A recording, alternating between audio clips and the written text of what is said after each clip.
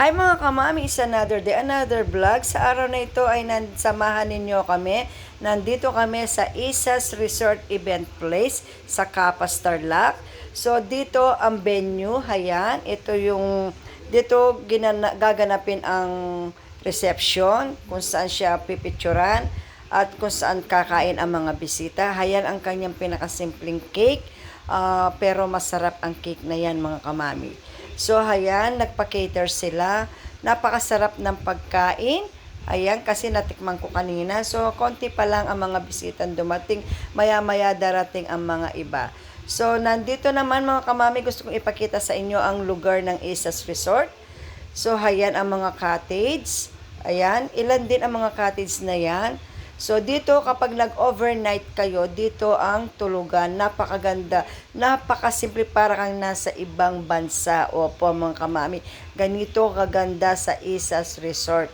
Hayan, gusto kong ipakita sa inyo talaga ang kabuuan ng Isas Resort. Ayan ang kanyang mga swimming pool, mga kamami.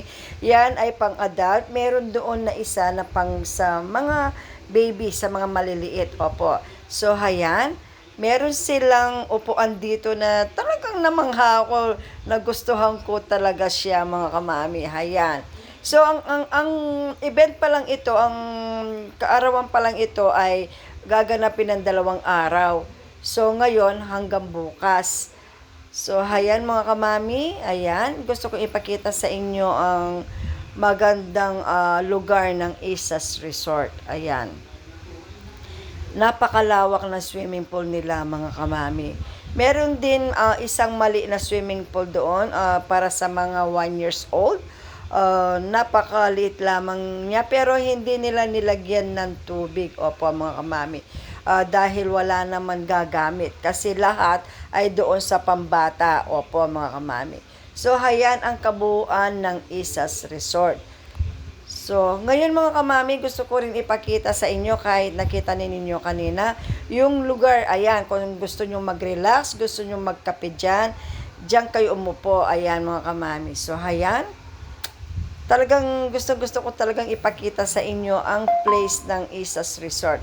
Ayan, napakagandang mag-relax dito, umupo ka lamang, tas magkape ka.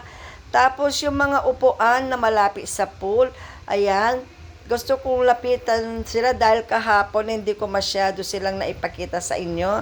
Ang dami na mga upuan dito na pwede kang mahiga. Kung gusto mong mag-sunbathing, magpatan, dyan pwede kang mahiga or umupo. At meron silang small table. So, hayan ang kanilang swimming pool. Napakalinis.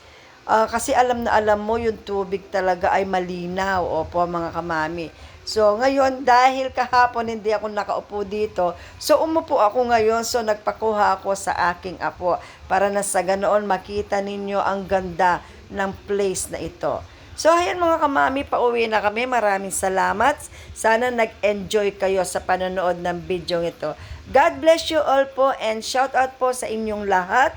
Maraming salamat po. See you next vlog. Bye! Thanks for watching!